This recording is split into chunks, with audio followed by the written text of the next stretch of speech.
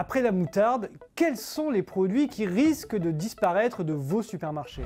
Depuis quelques semaines, on a tous constaté en faisant nos courses des rayons un peu clairsemés dans nos grandes surfaces. Les huiles, les pâtes, la farine, le riz, avec l'inflation galopante, les ménages ont tendance à suracheter ces produits, à faire des achats dits de précaution. Sur les huiles par exemple, les niveaux d'achat sont 30 à 50% supérieurs à la moyenne, ce qui conduit les rayons à se vider dans les fins de semaine.